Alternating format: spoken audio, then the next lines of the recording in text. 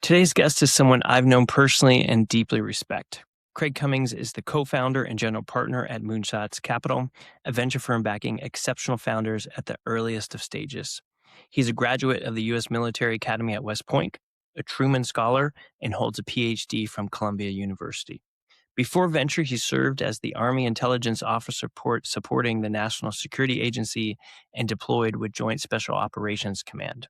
He then co-founded companies like RideScout, which was acquired by Daimler, and now he spends his time investing in and mentoring the next generation of founders.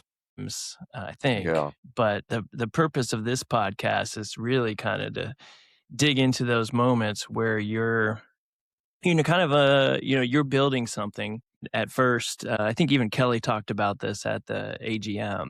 It's lonely in those early phases. You see it, you believe something needs to exist in the world, and not everybody can see it yet. And you gotta, as the founder, as the person going through that, you gotta believe in that vision and have that conviction to keep going, even though the results may not be immediately visible. And so as I've thought through your story, I'm sure you've had no shortage of 50 cheers moments, but I'm going to start with a question that kind of goes through, because if you look at the path, you started at West Point, then you went into intelligence, then you started a couple startups, and now you're in VC. What's the through line for you? Well, it's funny. I've described this progression before. Go back to high school, like climb that high school, that little ladder, president of my class and varsity athlete. Go to West Point. You become like a negative person. And the plebe, broken down to, wiped like a whiteboard. And then you climb the ladder at West Point, and then you do well there. And then boom, you're second lieutenant in the Army. Now you're like -2 of humanity. And then you climb the ladder and Army, multiple assignments, and succeed to the best you can. And then I get out 3 years prior to the actual retirement in my 17th year to become an entrepreneur. Boom, starting all over again, climb the entrepreneur ladder, do decently at entrepreneuring, decide, VC investing, boom, start all over again. Now, so it's like, I think in the aggregate, the bottom of each of these, they do trend up, but each one of those is like a 50 chairs moment, right? Yeah. And what I've come to learn, though, is that the climb, this part that I weave with my fingers so eloquently here on camera, the climb is the joy. The climb is the part joy. You like? Is that the part that kind of brings you back?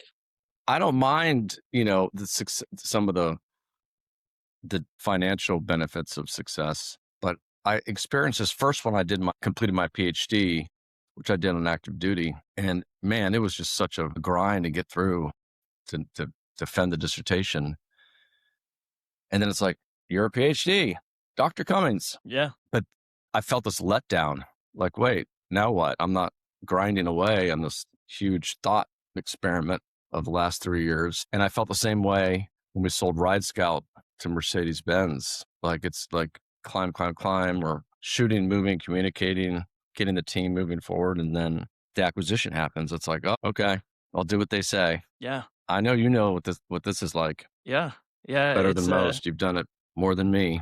With some help from some friends. And for the audience, Craig has been a long-term friend and mentor of mine. And through, in fact, we met early days of Ed Backer when we were starting off school payments and fundraising. But for you and your story, you like the climb and you get to the point of like, hey, things are working. And really, I feel like for a lot of people, that's the thing that they're looking for, right?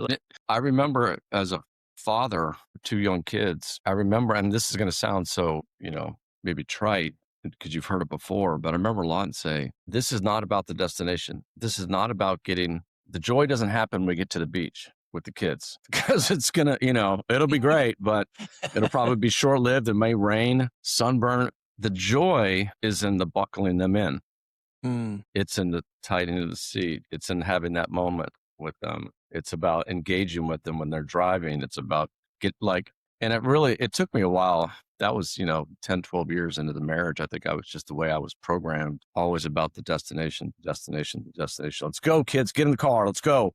Yeah. And you just, I think it's part of this larger movement. I think I've just been in this wave of like understanding presence and trying to be present. I think that's an example of it, being present with your family. But the last thing I'll say is I think about, what does the future look like? And, we probably have enough money to be fine. And, in the future, wealth looks very good. And I think about, do I still want to climb? And yet I know the answer. Even though it's tempting, I'm like, there's a golf course right there. There's the trip, there's the beach. But I actually worry. I worry about having that empty feeling. So it's like how to thread a needle as you get older. Maybe it has to do with the elevation of the climb earlier, more like this. But I think I'm always going to need some climb. Yeah. Yeah. Well, you have started Fun 4. I feel like the VC world is a continual climb. But when I was looking back on your story, and kind of doing some research and prep for this, there's some things I didn't know. And one of them was you were a political science major, both in West Point and in your dissertation at Columbia. So where was your head at the beginning of this? Like, what were you thinking future Craig Cummings was going to go do when you started off on that journey? Gary, it's a great question. When I went to West Point, I thought I was going to be an engineer. It was the oldest engineering school in the country, founded in 1802. And then I went over and I tried it. I'm like, okay, I don't love this. Meanwhile, we're talking about, at West Point, it's called the social sciences department, talking about politics, domestic, international. And I said that, I love it. And I didn't, it's funny, at West Point, you feel this pressure, like to always do the harder thing.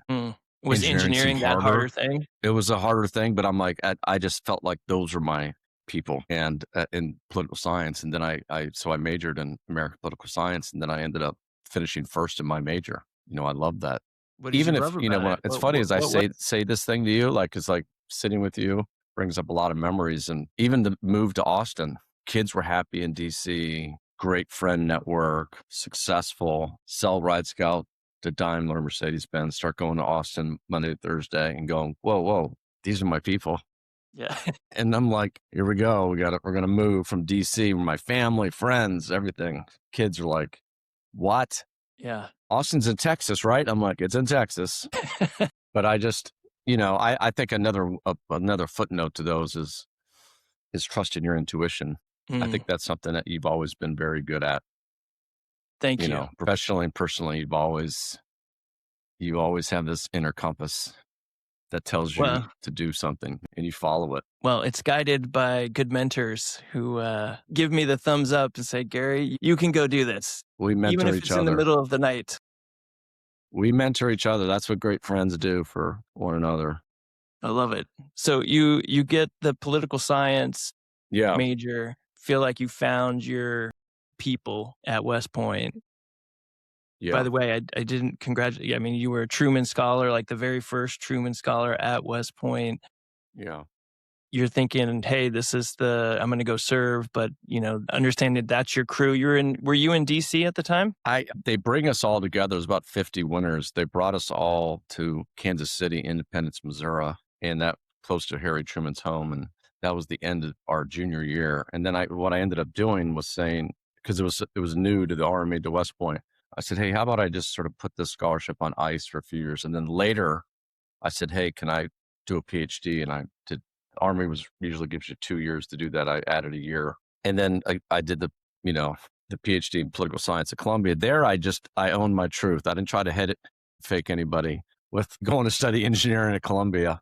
I did head fake a little bit because by the time I applied for the PhD program at Columbia, I had been at National Security Agency for 3 years, and I had been on the ground floor of Army cyber. Crazy story there.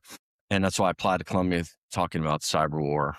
And so you do apply to very specific departments when you apply for PhD programs, like certain professors.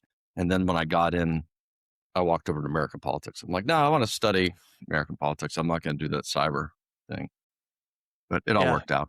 Yeah, you It all thought worked out. maybe this time the engineering crew will get me, and then once Well, again, the thing is, my minor, if you see, my minor was econometrics, which is like stats on steroids. So this is the way many PhD programs. It's like get your data set and then run them through the statistical algorithms and then help determine relationships and write your paper. I could did probably you? write. It's funny to think in Claude, I could probably write my PhD in about 15 minutes now. I know Never thought about that.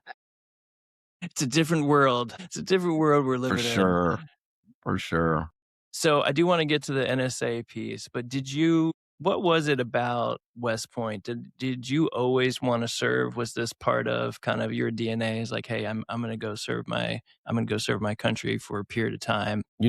Gary, I wish I could say I could give that honest answer. Say I wanted to serve, but the honest answer is, so my father was an Air Force officer, so I was a brat like you. Both of my brothers went to West Point, and they were 7 and 9 years ahead of me. So yes, I was an accident. Let's just get that out there. And then, so what I saw was like cool uniforms, these cars, these rings, pretty girlfriends, Army Navy football game parades. I'm like, they do leadership. I'm like, I'm down with leadership.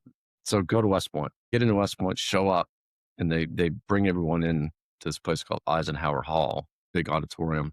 And they say, you're going to the best experience of your life. And they say, okay, time to say goodbye to your family and friends. You got 60 seconds. Parents this way, new cadets that way. And you walk out the doors and they're fire breathing dragons, like screaming, Cummings, get down here. What are you looking at? Hurry up. And then you get on the buses. Next thing you know, you're stripped down to nothing. Literally, you're getting issued underwear. Hair's gone, shots, and then you're marching that day. And then you're in, it's basic training, which the fact that it's called cadet basic training, I suppose they sort of put it out there for you, but I didn't really know how miserable it was going to be. Yeah. So then we're like 2 weeks in, we get access to a phone booth. I call my brothers. I'm like, you guys did not tell me anything about this place. This place sucks. Do they have a return policy? Yeah, right. Said, well, we thought if we told you too much, you might not want to go. And I'm like, well, if they can do it, I can do it. And that's a true story. Didn't do proper diligence at the time, but I did thrive at West Point. And my roommate, who was the best man at my wedding, who did the words under my picture in the yearbook, he said, this place never really got to Craig. And then he said, it may have had something to do with that Lawton, but I did end up having a great experience there. And I do think it's the number one best educational experience in the country. And I don't mean that in a boastful way, more in a, well, why do you say that? The class sizes are small, like your biggest class size is 22. It's a total development, total character development, anchored in duty, honor, country, and integrity. You're taught the tradecraft of leadership. Like millions of dollars are spent, in teaching any single veteran the tradecraft of leadership. And so for all those reasons, and just the spirit of that place, which I think is so well captured, and this is across the academies too. I really think of all the academies as one big academy now. But if you think about the Army Navy football game, which I'm sure you've spent a lot of time thinking about that, Gary. I just see your Instagram reels, and that's what I think. Yeah, with Elon Musk, right? But you're there with Elon Musk and Blake. But the best moment in sports in the world is at the end of the Army Navy game, when the game is over and the players walk over to the other side and they go first to the losing team. And then all the football players stand together and they sing the alma mater of the losing academy.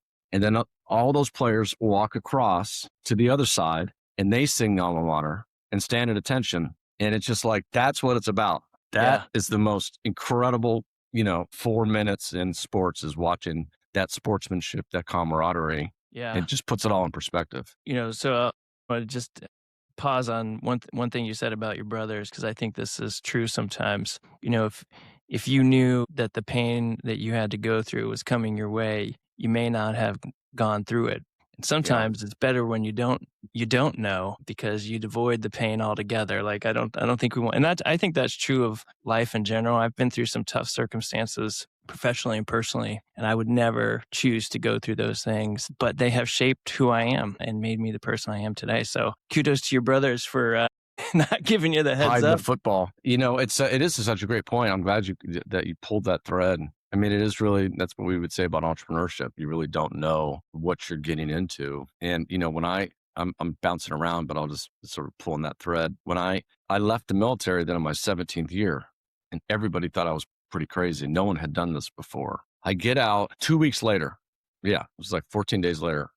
Cotton finds the lump in her breast. 2 weeks later, full mastectomy, reconstruction surgery. And this is right after I get out of the Army to do a startup. Fast forward now, it's 4 months later, 5 months later, and we had 2 payrolls left. We had about 45 days of cash left in the business. And I was like, oh my gosh, I can't believe I leave my 17th year now. Wife gets cancer, leave all the benefits, doing a startup, we're almost out of money. And then I was able to pull together a meeting, and right as the plane was crashing, we pulled it up. And then we had the stress of having to deliver on this massive purchase order from the armies. You wouldn't choose that. I mean, those moments, man, they truly test you. That's for sure. And it's funny when you think how close. I don't know. Here's the thing. I can tell that story with a lot of drama, as I just did, but I would have just gotten a job, right? I would have just gotten a job. And that's the reality. Like in entrepreneurship, sometimes I think we're like, failure is not an option. Yeah. We attach maybe too much of our identity to the company and the success of the company when failure is an option. Yeah. I've told founders, leave it all on the field, but don't bleed out on the field. We don't want you to bleed out on the field. And I say that about entrepreneurship as a means to encouraging people to do it. Yeah. Not to because just it may not work out. Yeah, it may not work out, but of course it may not work out, but you should at least try. So I was talking to a fullback, and he got his story, and he said every time he got cut, the phone kept ringing. But I think that's very hard, like you said, because entrepreneurs tie themselves to the identity. If the company fails, I failed, and you have to kind of separate a little bit on that. So your phone keeps ringing. Well, it's usually you. So that's just when Andrea thought she hit the silence button, you're like, she's like, turn that off. It rings yet again for you in entrepreneurship and startup. I love it. So what did West Point teach you about leadership that you think you have carried through through this? I know it's one of the core principles at Moonshots, extraordinary leadership. Sounds like even while you were there, it's like, hey, if I remember one thing about West Point, it was, there's a little bit to that, right? Like there's a history of what it means to be a great leader, and the Army has, I think all the services have a long history of what that means and what good leaders look like. But, behind the curtain of West Point, what was that? What did they teach you that you got to carry through? It's interesting. When I was there, Gary, they were at a little bit of a pit in the middle of a pivot where they had decided to take their foot off of the hazing pedal. In my first year as a plebe there, they still had what was called the 4th class system, which was the traditional hazing of the new cadets, where we had to walk with our arms locked out. We had to walk along the walls and highway. We had to take a bite of food, put the food in your mouth, put your utensil down, you get 3 chews, hands in lap, 3 chews, pick it up, start it over again. What they realized is the negative leadership was not effective. And this was what they had learned. I'm not saying it was all negative leadership for, since 1802, but it was this highly intense, there was a yell culture to the leadership. And they were going through like a reprogramming of it. Not saying there's not a time when you got to be very direct and potentially not nice to save lives. But what I've learned after reflection, and this I think gets to your question, is they did suss out like your authentic version of leadership. And I never used this word until a couple of years ago when I was talking to the Carla Pinheiro sublet. And I ended up my senior year being the highest ranking cadet during the summer. It's called King of Beast. Our friend Garland loves to always refer to me as King of Beast. But it is like this historic position where it's the cadet basic training and you're the lead cadet. And I used to say to the to the new cadets, "You fire me up." That became like, that was like the tagline. And then they would like cheer. And then even after the summer and the academic year, they would like come over to my room and I'd climb out of my windowsill and I'd say, class of 96, you fire me up. It was the rally Now cry. it's funny. Fast forward, I just was with the commandant and the super and the soup, but the commandant and the dean are both class of 96. And when I saw them, I'm like, you fired me up. Now that they're both general officers, I'm like, you're welcome for all that leadership training back in the day. I think I wouldn't have said it at the time, but I was, leading with love and authenticity. I never was like very good at like being like really a hard ass with the cadets, which was a little bit of the culture for the upperclassmen. And then I think authenticity, positive leadership. And then I think the value of teamwork. Truly, one thing they teach you is you have to be an incredible team player. You may, an example, this is what West Point can do so well, is you may be prior enlisted. Like they recruit some people, active duty enlisted to like, who are moonshotting in the Army to come and be part of the West Point experience. And they can turn your shoes, polish them into a mirror, which is what you want. Yeah. Oh, they may not be the physics Jedi that the 4.0 1560 SAT, valedictorian can help them with physics while the soldier helps her or him with the shoe polishing. And literally all these things have to go along, academic, military. And so you do like so lean on each other and you so love one another. And you see that in the Army too. Like if you ask people why they really, when they're at war, you may be firing missile or bullet at an adversary, but you're doing it to save the life of the men and women on your left and right. Yeah, absolutely. Absolutely. It's, I think, I grew up military, as you know, my dad's a chaplain. The 50 chairs story is his story, but that culture of kind of teamwork and being part of a team, I mean, that was definitely in our house. Like we were part of the team. This idea of family was not just in the Army, but when he came home, we were a team together at the house. And so we all had our roles to play. I love that. I love that team family, You do that really well. I've seen that with your kids. I think we do it, but I never use those words. I like that you shared those words. I think that is true. Yeah. I mean, anyway, I'm very fortunate to have gone there. I stay close to West Point and I help, mentor high school students that are seeking admission to West Point. It's a special place. And I'll, every now and then I'll host somebody like Elon Musk at an Army Navy football game. Alongside Blake Hall and Kelly Purdue. That was amazing, by the way. I didn't know what was happening. I just see this Instagram reel and there's Craig, Kelly. And then I look over and I was like, is that Elon Musk? And just for the viewers to know, he was less controversial then. I'll just say that. But he's definitely making his mark on the world. And that was one of those life memory days to be with him all day, co-host him at the Army Navy game and then do a private dinner with him that night. Yeah. He's kind of smart. Well, a little bit. I mean, you can say whatever you want about him, but the man is so smart. He's making his impact. I was watching a story about him. He was talking about how he was down to his last 30 million and he had to split it between Tesla and SpaceX. And he felt like it was his kids, and he felt like he needed to give all of it to one to make it survive, but he couldn't kill either one, so he just split the money evenly, and thankfully both worked out. So even someone like Elon Musk faces those 50 chair moments where you're not sure how it's going to go, but you place a bet and you hope for the best. So that was really cool. For those of you that are not following Craig on Instagram, there is no shortage. I think I saw Arnold Schwarzenegger recently, a couple others. I may have posted that on. There's the Cummings Craig handle, and there's the Craig Selfies handle. Arnold. So I'm actually just a few blocks from him right now. Oh, that's right. That's right. Mm-hmm. I'm in Santa Monica. So you leave West Point and you go 17 years of service. I mean, you didn't get to the 20 for your retirement, left early. What was it like? What did you learn from, you got out, you're back at the bottom again, and you start building your career through the NSA and the intelligence world.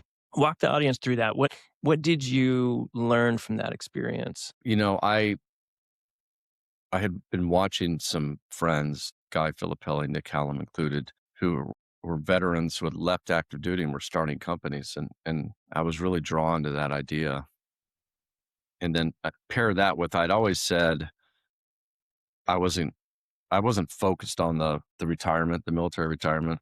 It was a, what I would say nowadays, it was a nice to have, but it wasn't a must have. And so I just finished being essentially the chief operating officer of the largest military intelligence brigade in the Army, which is at the NSA. And I after that job, then I worked inside the NSA, and I just started to look around, and I was seeing these entrepreneurs, and I just felt like that's what I wanted to do. I was ready to get out. And my family's like, "What are you doing? Get back in the ring. 3 more years, you can do it." But Lawton had cancer once. She was teaching law at George Washington. Kids were happy in school. I would have deployed again. I would have moved again. And, you realize those remaining 3 years, there would have been some pain in those years. And I just didn't think it was worth it for the retirement, which is amazing, but it's also quite modest. And so I thought I'd try my hand. And one thing I did, which I also love to see from entrepreneurs, is so I ideated with Sean Lane and others, even my brother Dan, this idea of bringing a cellular network onto a battlefield. So this is circa 2009. We'd been using iPhones for years at that point, yet still the primary communications method in a war environment was push to talk, Motorola or other brand radios. And so what we asked ourselves was, could we put a cellular network on the battlefield? Because if we could do that, we could move sensitive intelligence quickly. For example, soldiers go out to knock down the doors of bad guys, knock down doors, go in, find bad guys. Now they have their cellular phone, which the best practice is you immediately are ripping all the phone numbers, getting all the intelligence off that phone. You reach in their pockets, they might have notes, contacts information. You could take pictures of that. But what was happening is you'd still have to drive that information back. Then it would get processed. And the value of the intelligence drops, by the second, by the minute. Yeah. And so when I referred to you a second ago, I said, well, what I like in entrepreneurs, I went right back to where I worked. Yeah. I'm like, well, what do you think about a cellular network where you could move all this data? We could create an internet of things essentially on the battlefield. They're like, I knew what they were going to say. They're like, oh my God, that'd be amazing. How do we do that? And I'm like, all right, Sean, come in here. Let's tell them how we do that. So one of the things, and I think you have done this in the education space, when you get to know that space and you get to know the gaps in the space, then you start the company that runs that gap. Yeah. And that's basically what I did. The Army 2 years later ended up buying that software that we built to power the cellular network on the battlefield. And we architected much of the hardware too. And they said, we don't want to license this forever. We want to buy the software called Perfectus. And so we essentially sold our company to the Army, our product company to the Army. And then we started another company behind it, a new company to do the services work. Yeah. Like FTEs on the software now that we didn't have. So I know when I was at the AGM, this playbook seemed to be on full display. You have veteran founders who have deep, deep domain expertise from their service. And they're like, hey, there's a problem. I know this is a problem. A lot of times you can't fix the problem internally. Like you can't do it while you're in. And I don't think that's just a problem in the military. That's big organizations. You see it all the time. People have to leave the organization to solve the problem. Is that something you guys look for as you are? It's like one of your principles is deep domain expertise, but it helps if you've been in those shoes, understand that to a level like as an operator. Is that part of the thesis of Moonshots? I would say for sure. Not always are we backing an entrepreneur that has deep domain expertise. If you look at our flagship investment in ID.me and Blake Hall, He was a ROTC at a Vanderbilt, Army, on-star, multiple Bronze Stars with the B devices. For business school, then he has this idea for, at the time, it's called Troop Swap, which was Craigslist on a military base, basically. So he had, now he did, I guess you could say he had the domain expertise of moving and knowing like, well, if Craig's leaving Fort Hood and has a couch to sell and Gary's moving to Fort Hood and needs a couch, I should connect those two. But that was more of a, more tangential. Blake just had a fire in him. He had the leadership prowess, you could feel it in the room. Whatever he was selling, we were buying that day, literally. The answer was yes. And we also know founders, they're going to pivot. But we definitely, if you look at our investment in ViroNexus and Summit, who you heard, Naval Academy grad, incredible leader. And now ViroNexus is his fourth biotech company. And so it's the perfect storm of the veteran DNA and leadership with that subject matter expertise. I mean, that company, Yeah. I mean, you talk about going to the moon. Holy smokes. He's curing cancer, as you saw. He's cured 2 patients of leukemia completely. I was on the edge of my seat during that entire presentation, seeing what he's doing and, just how it got started. That, Yeah, the story about his friend's daughter. Yeah. Amazing stuff, man. I mean, when you see, I think you see the thesis, like our thesis is we invest in extraordinary leadership. When it comes down to the actual decision making, we both have to feel that it's I don't want to get bleeped out, an FES. Yeah. You have to have that sort of conviction. And like when Summit told us about ViroNexus, we about jumped through the screen. I mean, I was having lunch with them, so I about jumped across the table. That's an FES. Like, oh my gosh. How much money can we put in this deal? And you see it, right? Like, it just like when you talk about this FES, you see it like all those founders. You're like, of course you invested in these founders and in their companies. Yeah. Well, I have to say you guys have been on a tear. That AGM was full of FESs as far as the presentations that were given, amazing work. Appreciate it. Just for full disclosure, LP in Moonshots Capital, but was also a founder.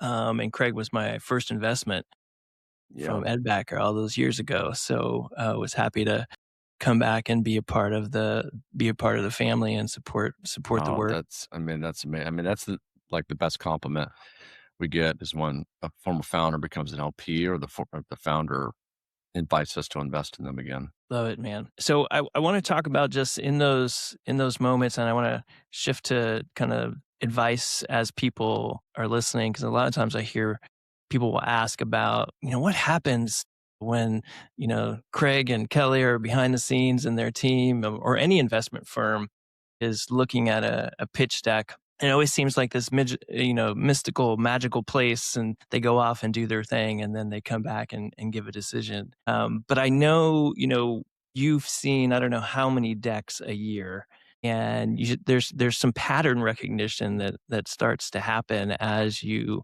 see more and more founders, you see more and more pitch decks, and you say, hey, there's some lines that, just because of the volume of what you're seeing, you're bound to see some connections between, hey, our thesis and the industry, and we put these 4 things together with our expertise.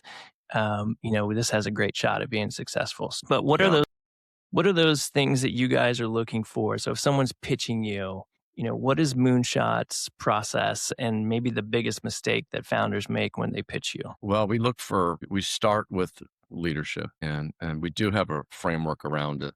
I won't go into the framework. A lot of the things that you would assume would be on that list. Then we look at the size of the opportunity. Like, how big is this opportunity? Is it a venture opportunity, which is a power law business, which means if you look at our early funds, can a check of $2 million at least 10x and return the entire fund? And so the third thing we look for is, can our networks provide a proverbial unfair advantage? Like, can I leave the pitch and call 10 friends, say, oh my gosh, Gary, you got to see this. It's perfect for you. You're going to love this founders. And so back to the first one on the extraordinary leadership, we look for those traits, and we've now, the longer we've been investors, we develop these little catchphrases, and one of them is it a pro CEO? Do they know about venture capital? Do they know how this works? It's how they shoot, move, and communicate, to use Army language. In the written word, the spoken word, and the pitch deck and the presentation, is it tight? Is it crisp? Is this someone where we can come in and quickly like bolt on our muscle to their muscle, make some calls, and away we go. And that is evolved because there are founders that we love, and yet we know, as has been said of command in the Army, 90% of your time can be spent on 10% of your soldiers. So we have to back the CEOs where we can, sort of meet them where they are and run with them versus, okay, well, let me tell you about venture. Here's how it goes. Here's how seed money goes. And this is what's going to happen. You're going to sell some ownership in the company, and then we're going to go back out and raise more money. Like, we just don't. And I think early on in Fund 1, we did some of those, and now we've evolved. Fund 1, all our funds are really performing. Fund 2 is top decile. Fund 1 is top quartiles, top decile. Fund 3 is top deciles. So We've just learned there's the pro CEO, the FES, these things that sound sort of amorphous, but they're actually, you see them and you connect with them. It's the pattern recognition you mentioned. So founder advice, Yeah. I remember I asked you this question once and you told me these 3 things, and I've reused this many times. So thank you. I haven't already told you thank you for this, but you said, look, we have to like you. And in that, I think, was an underlying, you have to be authentic. And you talked about authenticity in leadership and what you learned from West Point. And I think there's some truth to that, regardless of the industry that you're in. It's true. We get married to the founders. Go back to Blake. Kelly's been on the board for 15 years now. He's the second longest standing member of the IDME team after Blake. And so these become marriages. And so you do have to, like, love, respect the founder, because you're going to be working together potentially a long time. Yeah. I think that's huge founder advice. If you're starting a company and you're raising money, that relationship that you have is not transactional. You are going to go through really tough times. A marriage is probably a great example because there is joy in marriage, but there are hard times that you have to go through, and you got to really like that other person to get through those hard times together. I've been fortunate. I think authenticity, Gary, that is your superpower, truly. Like 100%. I don't know any other way to be, Craig. Beautiful hair probably tucks right in as a number 2, but number 1 is authenticity and likability. And truly, when you are authentic and likable, that is, it's special. Like, it's not obvious. It's not, you know what I mean?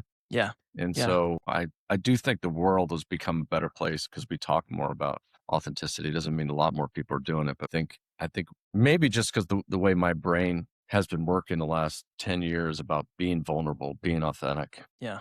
And I think it does, for the younger viewers, it gets, I would say always own your truth. I tell Addie and Cooper, own your truth, just right out of the gate. But I think it's easier as you get older to own your truth. Well, now you got some successes, you got some failures, and you can roll with it. But I think be authentic, own your truth right out of the gate. Yeah, I'm always surprised how when I am open and honest and vulnerable with people, how that is always reciprocated back to me.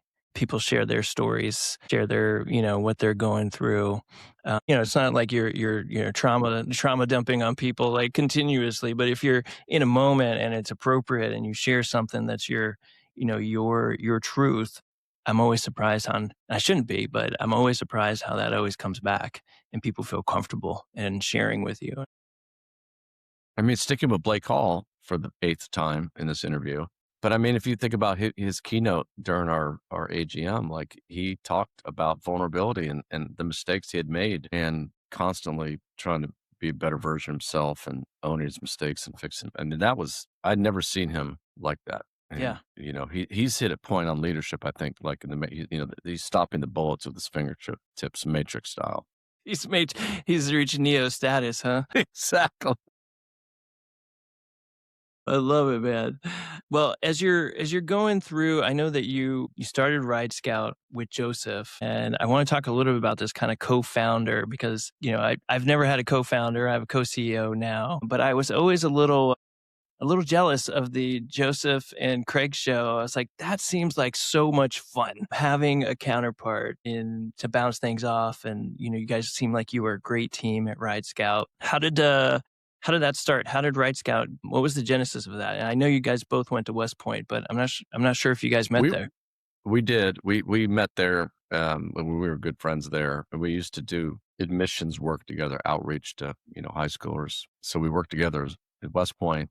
And then we realized, fast forward, then we both taught at West Point together. And then after West Point, after teaching there, we're back in the Army.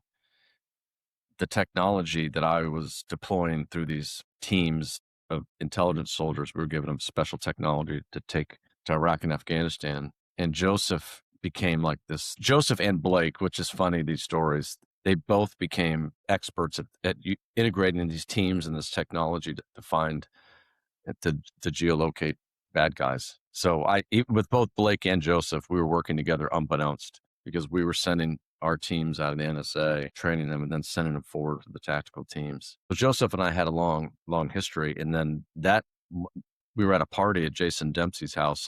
I heard Joseph saying, because he's just hyper optimized. His brain is always, how do I hyper optimize every aspect of my life? So we talked about the spreadsheet that he was using to get from Arlington to the Pentagon, and that some days it would be the bus, it would be a carpool, it would be a bike drive. And I'm like, that's really interesting. I think there might be a company behind what you're talking about. So I said, look, this is what I'm going to do. I'm going to put $5,000 into, let's get a joint USA account. And Joseph's like, $5,000. Like, oh my God. Back in the day, he's like, holy smokes. It's like I said, $1 million.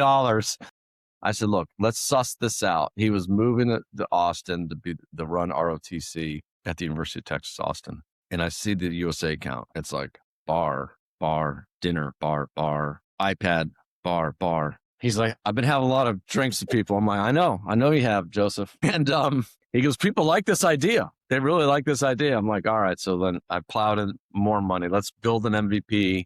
And then he built the MVP. At the time, it was called Going My Way. We later renamed it the RideScout. And we had to raise money, and he had this MVP.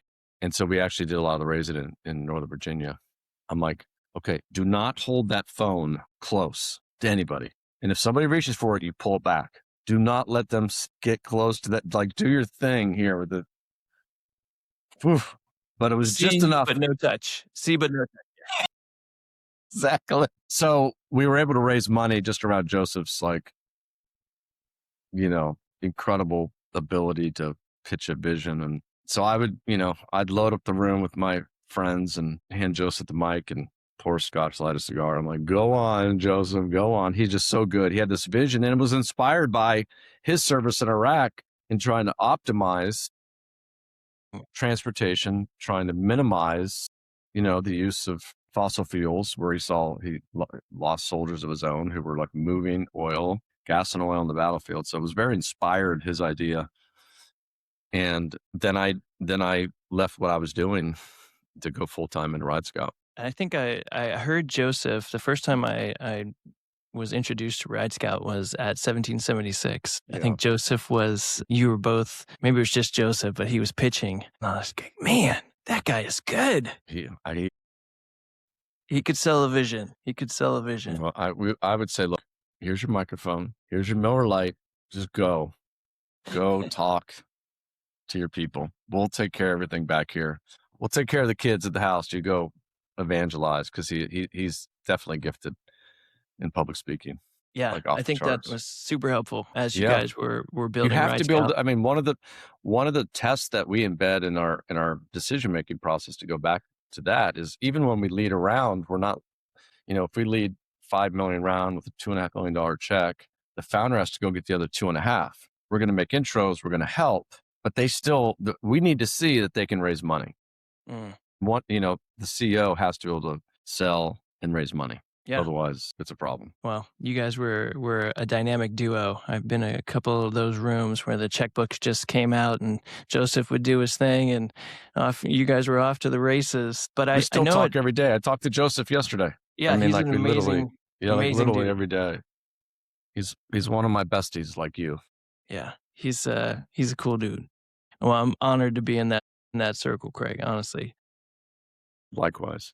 So when you're, you guys were going through that process with RideScout, I know that there was definitely kind of like a 50 chairs moment where you weren't sure what direction RideScout was going to go. You know, the ending to the story, spoiler alert, is Craig sold to Daimler, and it was a well-deserved exit, good amount of, I think, income for both you and Joseph out of that deal, but it wasn't so obvious at that point if where that was going to happen. So walk me through that. How did you guys deal with that fine line that every founder goes through of watching the bank account and then knowing there's a potential acquisition that's on the horizon and kind of balancing that emotional part of like, I don't want to get too excited because I know this could happen, but it could also not happen, right? Can't share exactly all the details with your wife or your spouse.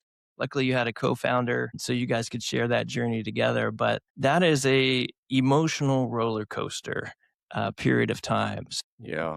As much as you're willing to share in that part, what was that like? How did you guys manage that? We were always, I mean, I would say we had to hustle really hard in the early days of it to get the money. And then we were out for Series A, and we actually went up to the Bay Area in Sand Hill Road.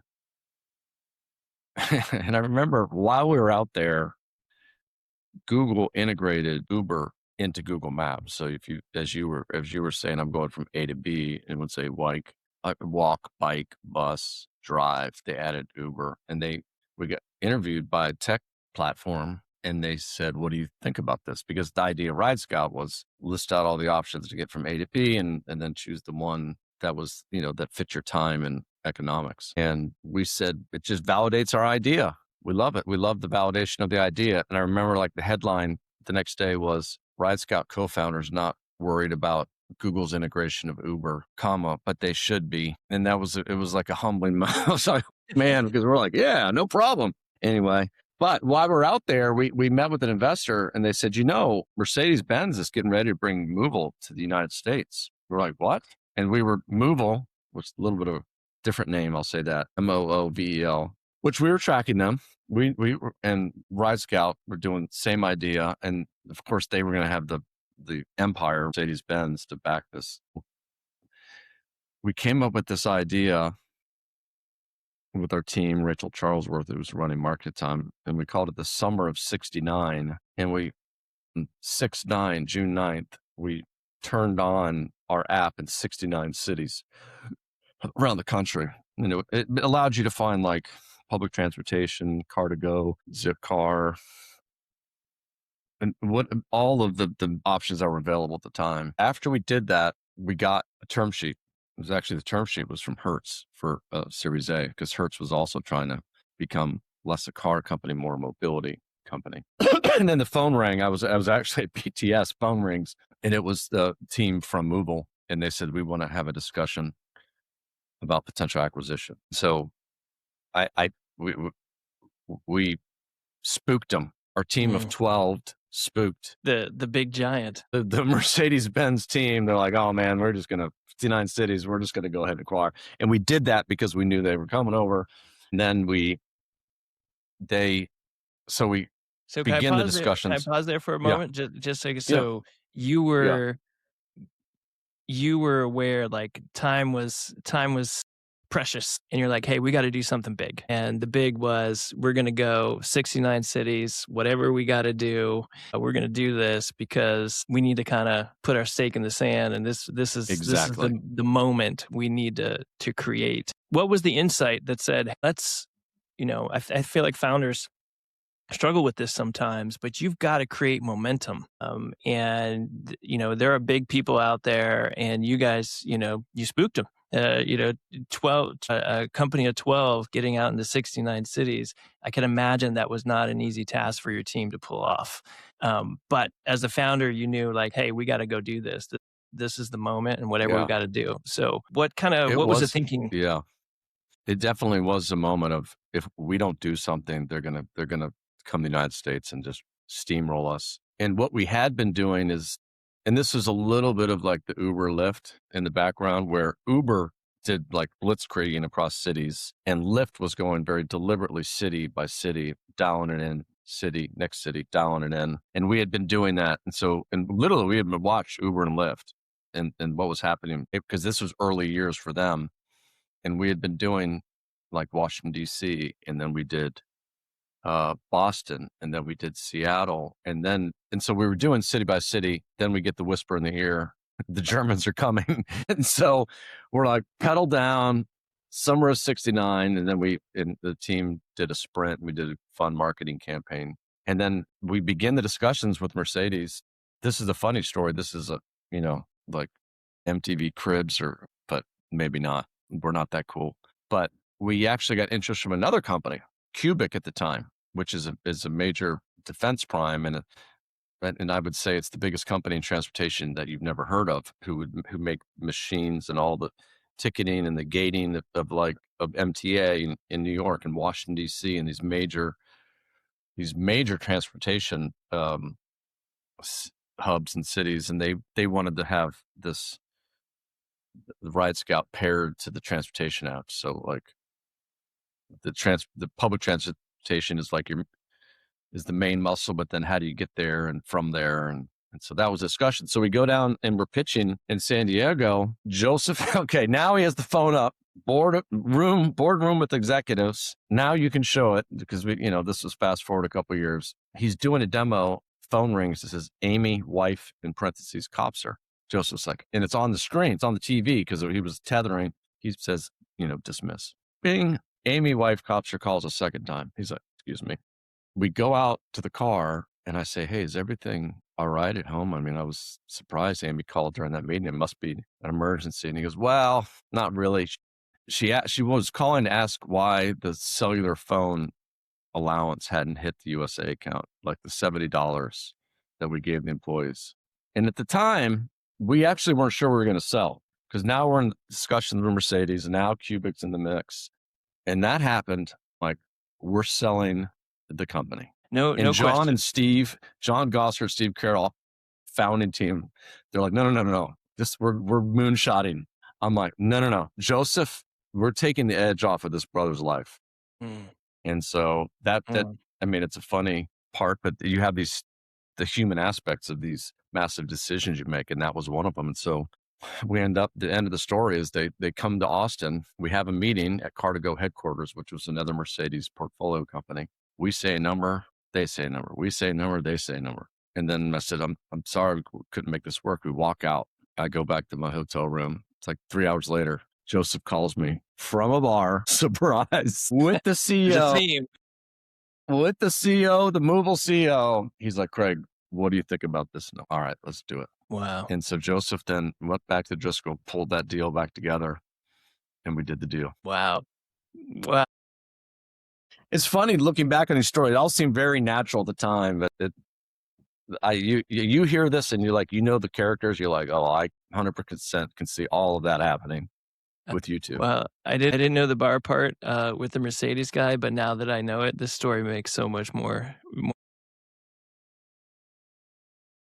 I'm so glad we did. I mean, there's pigs and hogs. I've made, we had another company, Pex Labs, and I know, Brian Ballard and Jeff Jenkins and some of these guys, super talented. And early in the company's history, and this was a company we spun out of BTS, a cellular product company, and Amazon was all up in our grill. I was chairman of the board, and they wanted to do a deal. And it was a modest deal at the time at like 30 million. I say modest. I mean, everybody has their own definition of modest, but at the time they were doing augmented reality on glasses, and they thought they're partnered with Google and Google Glass. Yeah. And they're like, no way. We're at least 2x that. So didn't do the Amazon. And we never got the offer letter, just to be clear, if someone were going to audit this podcast, but it was like the words were exchanged and they didn't do the deal. And It would have been mostly stock deal because that's the way Amazon at the time was doing their deals. Stock blows up. It would have been tantamount. We did the math later. By the time of the earn out, it would have been like a $300 million acquisition. That informed the RideScout decision. On my Not doing that again. pigs and hogs, man. Derek Jeter's in the Hall of Fame with singles and doubles. You know what I mean? It doesn't have to be all home runs. And so all these things, these life experiences, they inform your decisions. And you definitely, in the advice column, I'd say this is where you trust your intuition because all these data points come together. Some of them you realize, some of them you don't realize. Yeah, I can totally relate to that. Yeah. I mean, it's a huge feather to get. I mean, any acquisition of any size. I tell founders this. I'm like, anything. I mean, first of all, everyone's going to think you sold for $100 million. Oh, maybe nowadays it's people think $1 billion. To get through an acquisition is a huge compliment to you and your team. Yeah, absolutely. For anyone that hasn't been through it, it is the most excruciating roller coaster for you and your founders and your team and your family because, there's lots of reasons deals don't work out. And it's not because there's, not good product or good people or, just stuff. So I always tell founders as they're thinking about it. Story. What I was going to add on to the decision-making process, something Kelly likes to say is, you don't get the deal you deserve, you get the deal you negotiate. Yeah. Let's talk about Moonshots real quick and we'll wrap. I know we're almost at time. Yeah. And Craig, it's funny because I've known you for 10 years, but we rarely get the chance to kind of just chat through these moments in both of our history. But now you're at Moonshots. You guys are in Fund 4. You're raising Fund 4 at the moment. Fund 1, 2, and 3 have been successful. You've got co-matching funds for Fund 4, so you qualified for the SBIR government grants. Is that which is matching to 150 million? It's in that same bucket. It's called the SBIC. SBIC, Small Business Investment Corporation, and then Dash Critical Technologies. Okay, so it's a new-ish now. It's a couple of years old program with the Pentagon and the Small Business Administration gripping hands and providing matching dollars for managers who are selected for the program. So the idea is they want to recruit the best managers to help find the next great critical technology companies to improve our national security posture from autonomy to AI to biotech to space. And so we get, in the case of this fund, we'll raise $100 million and then we'll get $125 million of debt. And it's at the lowest interest rate possible. And all of the upside, once we pay off the interest and the principal, all the upside gets shared with the LPs and the GPs. So what they did, they very thoughtfully created the incentives. So guys like Kelly and me would go through the process, and it has been a process. I mean, it's like everything you say about a U.S. government, in terms of bureaucracy, that was what we went through. And it was grueling, took a lot of time and a lot of money. But like working with the government, once you break through, it's a sticky relationship. You form great relationships. And so now we have this amazing new opportunity. And if we perform the way we have performed, the LPs not only to get put money in toward improvement of the national security posture, it takes like a 3x fund and turns it into a 4.5x fund with the leverage on the debt. Yeah. So it's leveraged venture capital, which is kind of bananas just to think about that.